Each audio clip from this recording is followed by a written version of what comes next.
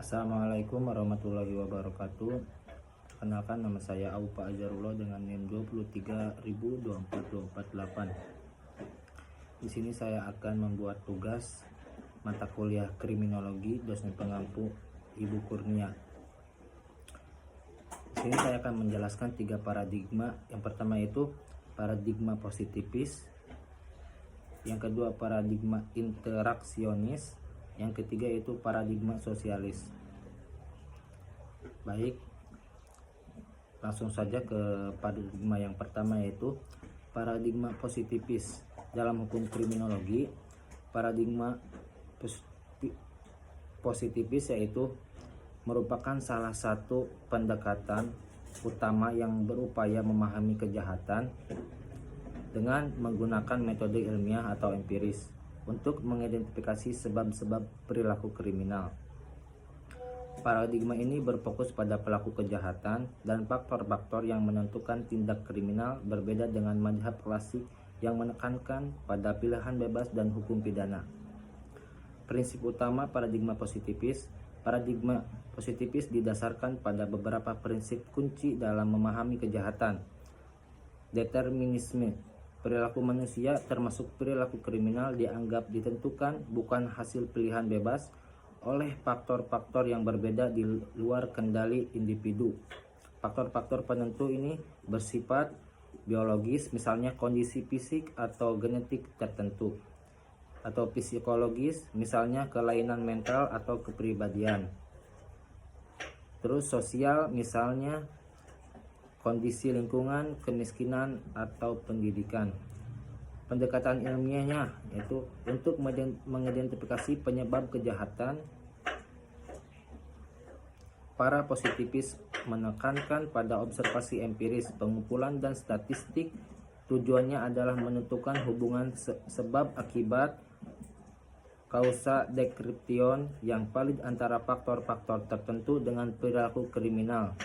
Fokus pada pelaku dan patologi. Fokus utama adalah pada individu kriminal, the criminal, dan faktor-faktor yang menyebabkan penyimpangan perilaku, patologi in crime behavior. Ini mencakup studi mendalam mengenai karakteristik, riwayat, dan lingkungan pelaku.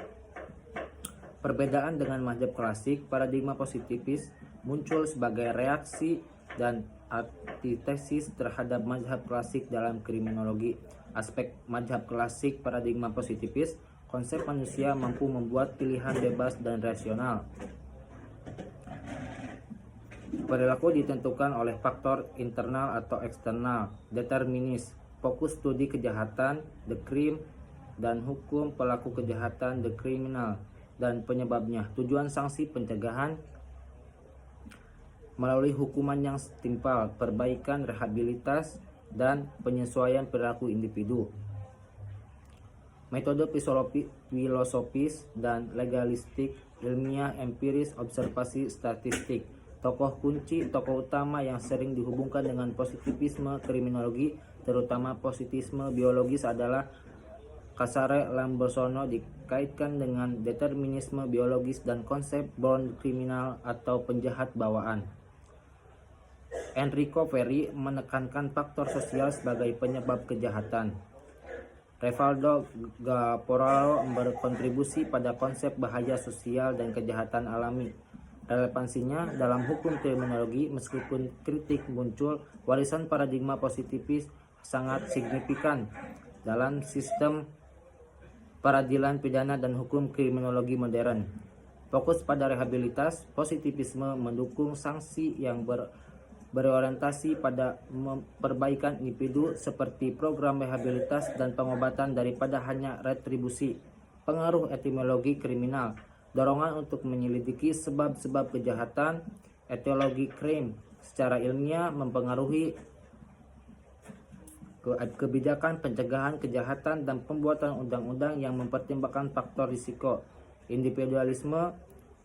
Individualisasi pidana menekankan pada individu pelaku, memunculkan ide individualisasi hukuman, di mana sanksi disesuaikan berdasarkan karakteristik dan kebutuhan perbaikan pelaku, bukan hanya pada beratnya perbuatan. Paradigma interaksionis dalam hukum kriminologi, yaitu ini paradigma yang kedua. Paradigma interaksionis dalam kriminologi yang juga dikenal sebagai teori Palaben labeling teori berfokus pada reaksi sosial terhadap perilaku menyimpang, bukan hanya pada penyebab perilaku itu sendiri.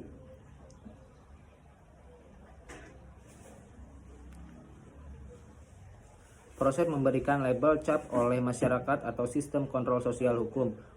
Konsep kunci dalam paradigma interaksionis. 1. Kejahatan adalah konstruksi sosial. Paradigma ini menolak pandangan bahwa kejahatan adalah sifat intrinsik. Kejahatan adalah konsekuensi dari penerapan aturan dan sanksi oleh pihak lain, masyarakat, polisi, pengadilan terhadap seorang pelanggar. Penyimpangan tindakan reaksi sosial label. 2. Teori Palaben labeling theory. Ini adalah teori utama dalam paradigma interaksionis. Tokoh utamanya adalah Howard S. Becker dan Edwin Lemert. Teori ini membagi penyimpangan menjadi dua tahap.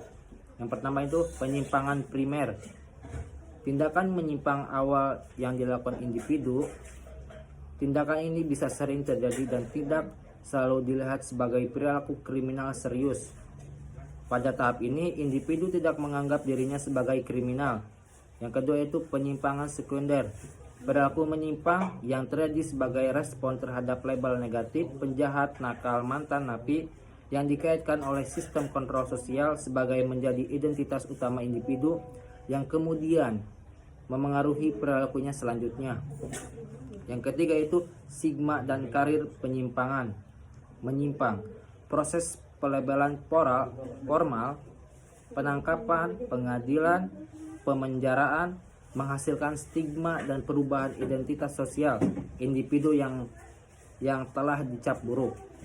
Kesulitan kembali ke peran sosial konvensional, misalnya sulit mendapat pekerjaan, merasa tersaing dan tertolak oleh masyarakat, menginternalisasi label tersebut yang akhirnya mendorong mereka untuk melanjutkan karir menyimpang karena tidak ada pilihan peran sosial lain yang tersedia.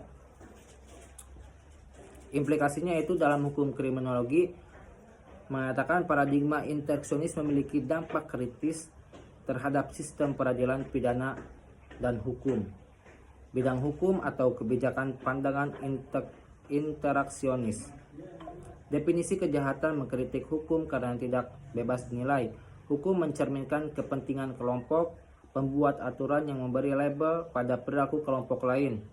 Sistem peradilan, proses peradilan pidana, penangkapan, penghukuman justru dapat memperburuk perilaku kriminal karena menciptakan stigma, diskriminasi, diversi, dan deinstitusionalisasi untuk mengurangi kontak individu dengan sistem kontrol sosial formal yang memberi label.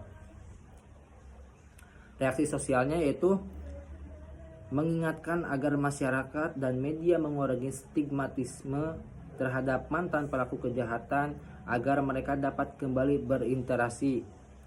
Singkatnya, bagi penganut interaksionis, kunci memahami kejahatan bukan hanya pada mengapa orang melanggar aturan, tetapi mengapa dan bagaimana orang-orang tertentu diberi label sebagai pelanggar, yaitu kuncinya. Itu mungkin pemaparan dari paradigma yang kedua. Kita lanjutkan ke paradigma yang ketiga, yaitu paradigma sosialis dalam hukum kriminologi. Paradigma sosialis ini seringkali disebut sebagai kriminologi kritis atau teori konflik. Adalah kerangka pemikiran yang berakar pada pandangan bahwa kejahatan dan hukum adalah produk dari ketidaksetaraan struktural, konflik kelas, dan relasi kekuasaan dalam masyarakat. Alih-alih berfokus pada individu, pelaku, positifis atau reaksi sosial interaksionis, paradigma sosialis berfokus pada struktur sosial, ekonomi, dan politik sebagai sumber utama kejahatan. prinsip utama paradigma sosialis kriminologis ini. Paradigma ini beroperasi di bawah perspektif konflik di mana masyarakat dipandang terdiri dari kelompok-kelompok yang bersaing untuk sumber daya dan kekuasaan. Yang pertama itu hukum sebagai alat kekuasaan. Hukum termasuk hukum pidana bukanlah cerminan konsensus masyarakat seperti pandangan klasik dan positivis, melainkan alat yang digunakan oleh kelas atau kelompok dominan untuk mempertahankan status quo dan melindungi kepentingan mereka. Definisi kejahatan: perilaku yang didefinisikan sebagai kriminal cenderung adalah tindakan yang dilakukan oleh kelompok yang kurang beruntung atau termarginalkan, misalnya pencurian kecil. Sementara kejahatan yang dilakukan oleh kelompok berkuasa, misalnya kejahatan korupsi atau kerah putih, seringkali dekriminalisasikan ditangani dengan sanksi yang lebih ringan. Nah, makanya dari situ banyak kesenjangan sosial karena kayak kurang adil aja tindak pidana yang dilakukan oleh orang yang berkerah putih. Karena ketika di-up kasusnya itu hukumannya itu tidak setimpal dengan apa yang diperbuat. Yang kedua yaitu kejahatan adalah respons struktural. Penyebab utama kejahatan bukanlah patologi individu biologis atau psikologis, melainkan ketidakadilan struktural seperti kemiskinan, kapitalisme dan eksploitatif, diskriminasi rasial dan ketidaksetaraannya ekonomi. Penyebab kriminalitas: kejahatan dipandang sebagai reaksi rasional meski seringkali destruktif dari kelompok terjalinkan terhadap kondisi hidup yang menindas dan tidak adil. 3. Kritik terhadap sistem peradilan pidana. Sistem peradilan pidana atau polisi pengadilan penjara dilihat sebagai mekanisme untuk mengontrol kelas pekerja dan kelompok minoritas yang secara struktural dipaksa melakukan kejahatan sehingga menjaga ilusi ketertiban sosial. Proses penangkapan dan penghukuman lebih sering menyasar dan menghukum kaum miskin. Nah, ya karena kayak banyak sekali kejanggalan-kejanggalan pemerintahan yang mengesampingkan kaum miskin. Sementara kaum elit sering lolos dari pertanggungjawaban atas kejahatan yang menyebabkan kerugian sosial dan ekonomi yang jauh lebih besar. Fokus studi utama kriminologi kritis yang mewakili paradigma sosial yang mengalihkan fokus dari kejahatan jalanan tradisional. Kejahatan korporasi, corporative crime, pelanggaran hukum yang dilakukan oleh perusahaan atau atas nama perusahaan untuk meningkatkan keuntungan yang seringkali merugikan masyarakat luas, misalnya pencemaran lingkungan, manipulasi harga. Kejahatan negara, tindakan kriminal atau penyimpangan yang dilakukan oleh lembaga atau agen pemerintah, misalnya pelanggaran hak asasi manusia, korupsi sistematis. Hukum dan ideologi, analisis tentang bagaimana hukum berfungsi untuk menyebarkan ideologi dominan dan menjustifikasikan ketidaksetaraan. Implikasi kebijakan, berlawanan dengan positivisme yang mengusulkan rehabilitasi individu atau klasik yang mengusulkan hukuman setimpal. Paradigma sosial menuntut perubahan sosial berdasarkan perubahan struktural. Solusinya yaitu untuk kejahatan bukan pada reformasi individu tetapi pada eliminasi ketidaksetaraan sosial dan ekonomi yang menghasilkan kejahatan.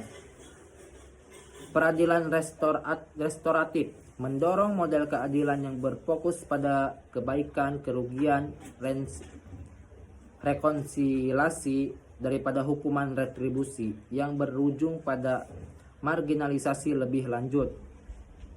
Abolisionisme, penjara, prison abolition. Beberapa penganut radikal berpendapat bahwa penjara adalah instrumen kontrol kelas yang harus dihilangkan, diabolisi, yang harus dengan mekanisme penyelesaian konflik berbasis komunitas. Mungkin hanya itu dari pemaparan dari saya. Di situ ada 3 paradigma yang saya sudah paparkan, yaitu paradigma positivis, paradigma interaksionis, dan paradigma sosialis. Mungkin mohon maaf atas kekurangannya atau pemaparannya kurang jauh atau kurang relevan. Kurang lebihnya mohon maaf. Wabillahi taufiq wa hidayah. Wassalamualaikum warahmatullahi wabarakatuh.